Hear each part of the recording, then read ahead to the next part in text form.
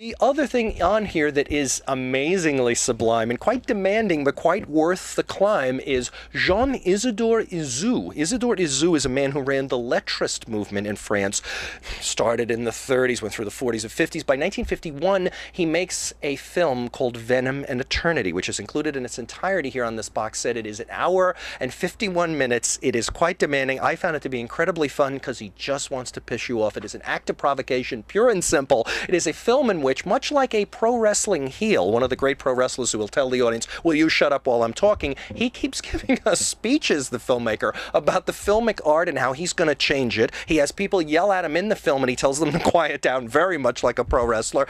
He then starts a narrative which is quite weirdly, uncannily prescient of all of the New Wave films. This is 1951, mind you, and the New Wave doesn't start up till 58, 59. People wandering through the streets of Paris, young lovers, himself and a girl playing his lover, and then he keeps fucking the film up and showing it upside down. He has marks on the film, the faces drawn on the emulsion, etc., which did bring to mind the end of Irma Vep. When you're watching this film, there's no way to not think of Olivier Assayas's really strange and fascinating magical ending to the film Irma Vep, where Leo has marked up his own film.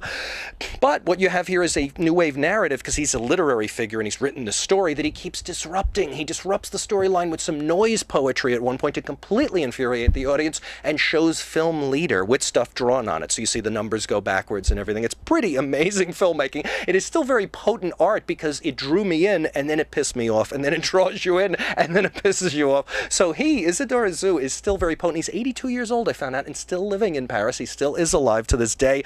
And I would have to say he might be influential on the New Wave. I've seen traces of, even in the Marxist Godard films, the later Godard films, he was deconstructing film. All the people at the end of the 60s who were under the influence, by the way, of his student. Isidore Isu's student was Guy Debord, the Situationist International, etc. So this gentleman, in his acts of provocation, gave birth to some later students who made a lot of great films. And this film still is extremely potent in its strangeness, in its humor. I think he's kind of funny, and I do think he knows he's really intentionally pissing you off.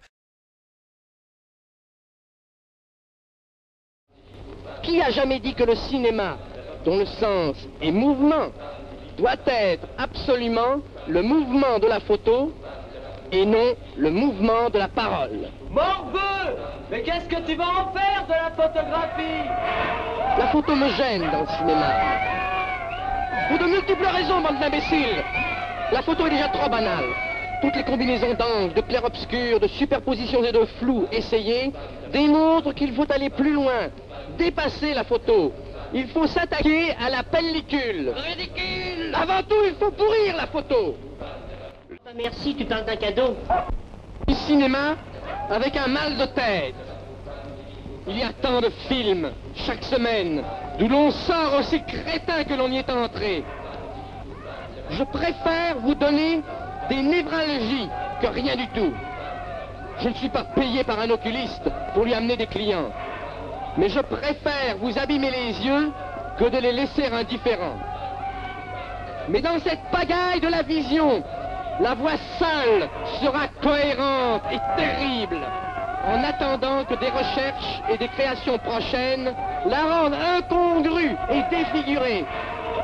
Il faut que le spectateur sorte aveugle, les oreilles écrasées, écartelé dans cette disjonction de la parole et de l'image, et ratatiné dans chacune de ces zones séparées.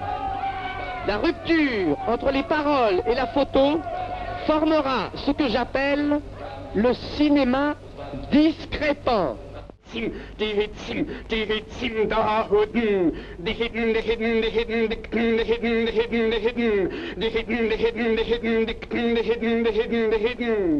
Dun bang dun kun ten bin to hunna det sim da haden to hunna det sim da huden the hidden the hidden the hidden the hidden the hidden the hidden the hidden the hidden the hidden the hidden. Une fille et incomplexe, de rage, j'ai voulu la vitrioler. Elle était trop moche pour qu'on la viole en bande. Mes copains et moi avions lancé une revue littéraire qui avait comme exergue cette phrase. Nous, les animateurs de cette revue, trois génies, nous offrons nos services aux plus payants. Mais personne n'avait voulu de nous. Car personne n'a besoin de génie, mais de fidèles.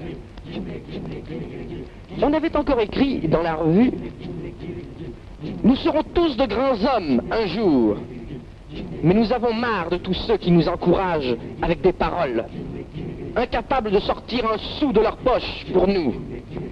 Nous voulons être de grandes personnes maintenant, et non dans 20 ans, lorsque nous serons vieux. Nous sommes toujours en retard de 20 ans pour pouvoir jouir de nos audaces et rire de nos aînés.